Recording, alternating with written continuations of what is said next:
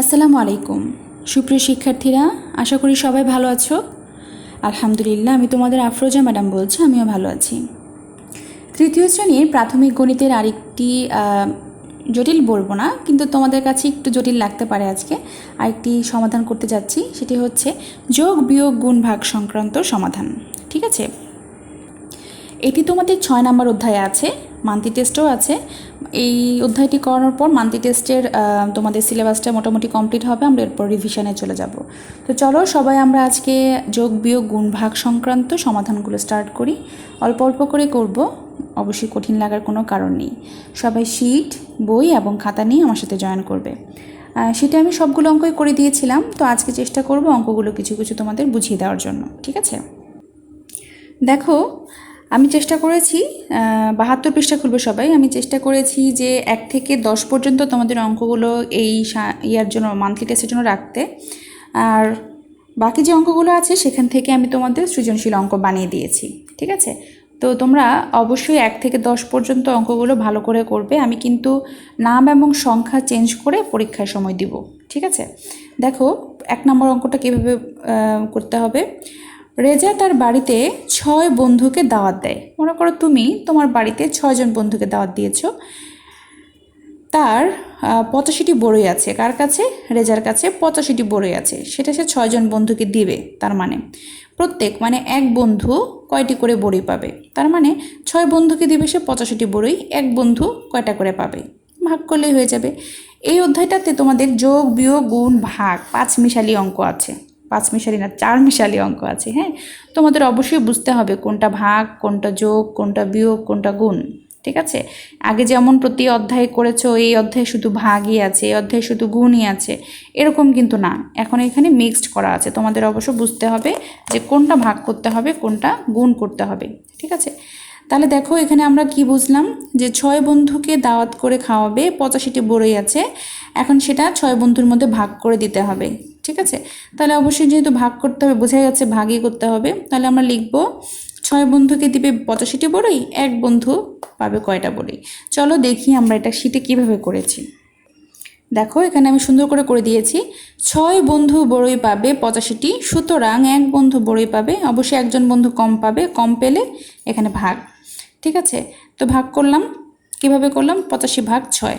ভাগ করার পর দেখো 14টি করে বড়ই পাবে, অবশিষ্ট থাকবে একটি বড়ই। ঠিক আছে, কারণ অবশিষ্ট সংখ্যাটাও চেয়েছে। উত্তর লিখেছি 14টি করে বড়ই পাবে, প্রত্যেকে অবশিষ্ট থাকবে একটি বড়ই। ঠিক আছে, চলো এর পরের অঙ্কটা দেখে নিই। 2 নম্বর অঙ্কটায় বলেছে একটি পেন্সিলের দাম 20 টাকা। একটা পেন্সিলের দাম কত? 20 টাকা। একটি খাতার দাম 25 টাকা। 5টি পেন্সিল ও 6টি খাতা কিনতে কত টাকার প্রয়োজন? দেখো একটা পেন্সিলের দাম দেওয়া আছে 20 টাকা, তাহলে 5টা পেন্সিলের দাম কি কম হবে না বেশি হবে? অবশ্যই বেশি হবে। বেশি হলে কি করতে হবে? গুণ করতে হবে। এখানে একটি খাতার দাম দেওয়া আছে 25 টাকা, তাহলে 6টি খাতার দাম কত? একটা খাতার দাম যদি 25 টাকা হয়, তাহলে 6টার দাম কি কম হবে? কখনোই না, বেশি হবে। বেশি হলে কি করব? গুণ করব। তাহলে আলাদা আলাদা করে আমরা এই 5টা পেন্সিল আর 6টা খাতার দাম বের করে তারপর 2টার একসাথে টাকাটা যোগ করে দিলেই কত টাকা প্রয়োজন সেটা বের হয়ে যাবে। ঠিক আছে, তাহলে চলো দেখি আমরা সেটি কীভাবে করেছি। দেখো একটি পেন্সিলের দাম 20 টাকা, 5টা পেন্সিলের দাম গুণ করে বের করেছি 100 টাকা। একটি খাতার দাম 25 টাকা, 6টি খাতার দাম বের করেছি গুণ করে 150 টাকা। সুতরাং 5টি পেন্সিল ও 6টি খাতা কিনতে প্রয়োজন 100 যোগ 150 সমান 250 টাকা। এখানে তোমাদের উত্তরটা আসেনি, প্রিন্টিংয়ের জন্য অবশ্যই উত্তর লিখবে। উত্তর 250 টাকা প্রয়োজন। কি লিখবো আমরা? সবাই একটু শিটে আমার সাথে লিখে নাও। উত্তর বলেছে কত টাকা প্রয়োজন, তাহলে উত্তর 250 টাকা প্রয়োজন। ঠিক আছে, ওকে, চলো দেখি এর পরের অঙ্কটা কীভাবে করতে হবে। 3 নম্বর অঙ্কটা সবাই আমার সাথে খেয়াল করবে। দেখো 3 নম্বর অঙ্কটাই বলেছে একটি 60 মিটার লম্বা ফিতার 5 ভাগের 3 ভাগ রুমাকে দেওয়া হলো। রুমা একটা মেয়ের নাম। এই 60 মিটার ফিতা আমরা একটা খাতা কলমের সাহায্যে একটু বুঝে নিই। হ্যাঁ, কি বলছে আসলে ঘটনাটা। ধরো একটা ফিতা, এই যে আমি একটা ফিতা আঁকলাম, লম্বা একটা ফিতা এঁকে নিলাম। ঠিক আছে, ফিতা তো নিশ্চয়ই চেনো, ফিতা দেখেছো না?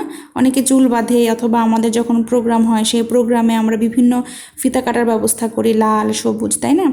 এরকম একটা ফিতা মনে করো, এটা সাদা একটা ফিতা।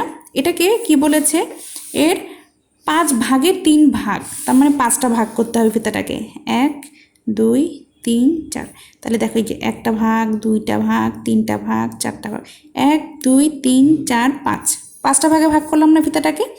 এই 5টা ভাগের মধ্যে 3টা ভাগ, এই ভাগটা, এই ভাগটা আর এই ভাগটা, সে কি করলো, এই 5 ভাগের 3 ভাগ, 5টা ভাগের এই 3টা ভাগ সে কাকে দিল, রুমাকে দিয়ে দিল। তাহলে কয় ভাগ বাকি রইলো বলো তো? হ্যাঁ, বাকি রইল 5 ভাগের এই 2টা ভাগ বাকি রইল। 5 ভাগের 3 ভাগ সে রুমাকে দিয়ে দিয়েছে, 5 ভাগের 2 ভাগ বাকি আছে। দেখো এখানে কি বলেছে, রুমা ফিতাটির কত মিটার পেল। তার মানে আমরা লিখব যে, এই দেখো আমি সেটা করে দিয়েছি, এখান থেকে একটু বুঝিয়ে দিচ্ছি। এই দেখো, দেখো এখানে আমি লিখেছি 5 ভাগ সমান 60 মিটার, কারণ সম্পূর্ণ ফিতাটা হচ্ছে 5 ভাগ। এই সম্পূর্ণ ফিতাটার দৈর্ঘ্য হচ্ছে 60 মিটার। 1 ভাগ সমান অবশ্যই কম হবে, তাই এটা দিয়ে এটাকে ভাগ করেছি। তারপর 3 ভাগ সমান একটু বেশি হবে, তাই গুণ করেছি। ঠিক আছে, দেখো রুমা ফিতাটির 5 ভাগের 3 ভাগ অংশ পাবে। 5 ভাগের 3 ভাগ সমান 36 মিটার পেল। উত্তর 36 মিটার পেল। ঠিক আছে, অঙ্কটা খুবই সহজ। আরেকবার দেখো, 5 ভাগ সমান হলো 60 মিটার। 1 ভাগ সমান কত মিটার হবে? কম হবে, সেজন্য ভাগ করেছি। আবার 1 ভাগ সমান যত হবে, 3 ভাগ সমান একটু বেশি হবে, সেজন্য এটা গুণ করেছি, উপরের লাইনে গুণ। সুতরাং দেখো 60 দিয়ে প্রথমে 3কে গুণ করেছি, গুণ করার পরে হয়েছে 180, এরপর 5 দিয়ে এটাকে ভাগ করেছি, 5 দিয়ে ভাগ করার পরে হয়েছে 36 মিটার। তোমরা কিন্তু অবশ্যই ডান সাইডে রাফ করে দেখাবে, এখানে রাফ লিখে করে দেখাবে। তাহলে কত হলো? 36 মিটার। উত্তর 36 মিটার পেল। রুমা কত মিটার পেল এটাই তো চেয়েছিল, তাই না? তাহলে রুমা তো 5 ভাগের 3 ভাগ অংশ পেয়েছে। রুমা পেয়েছিল কতটুকু? 5 ভাগের এই 3 ভাগ অংশ পেয়েছে। আর আমাদের বেরও করতে হবে 5 ভাগের 3 ভাগ সমান সমান কত, কারণ রুমা কত মিটার পেয়েছে এটাই আমাদের বের করতে হবে। তাহলে 5 ভাগের 3 ভাগ সমান সমান 36 মিটার, তাহলে রুমা পেল 36 মিটার। নিশ্চয়ই সবাই বুঝতে পেরেছ? এর পরের অঙ্কটি দেখো, প্রতিটি আলমারিতে 55টি করে বই আছে, এরূপ 12টি আলমারিতে কতটিগুলো বই থাকবে? মানে একটি আলমারিতে আছে 55টি, 12টি আলমারিতে কয়টি? অবশ্যই বেশি থাকবে, তাহলে গুণ করতে হবে। একটু দেখে নিবে। 5 নম্বর অঙ্কটি দেখো, একটি শ্রেণীতে 44 জন শিক্ষার্থী আছে, প্রতি বেঞ্চে 4 জন করে শিক্ষার্থী বসলে কয়টি বেঞ্চের প্রয়োজন? আমরা এই অঙ্কটি কিন্তু আরও একবার করেছি, তাই না? তাহলে এটা তোমরা ওখান থেকে অবশ্যই দেখে নিবে, অঙ্কটা বারবার করানো হচ্ছে। আচ্ছা ঠিক আছে, আজকে 1 থেকে 5 পর্যন্ত করলাম। আগামী দিনের বাড়ির কাজটা সবাই একটু লিখে নাও। আগামী দিনের বাড়ির কাজ 72 পৃষ্ঠার 1 থেকে 5 নং। অবশ্যই সবাই করবে, ছবি তুলবে, গ্রুপে পোস্ট করবে, আমরা চেক করে দেবো ইনশাল্লাহ। আগামী ক্লাসে সবাইকে আবার আমন্ত্রণ রইল। সবাই সুস্থ থেকো, সুন্দর থেকো, সাবধানে থেকো। আল্লাহ হাফেজ, আসসালামু আলাইকুম।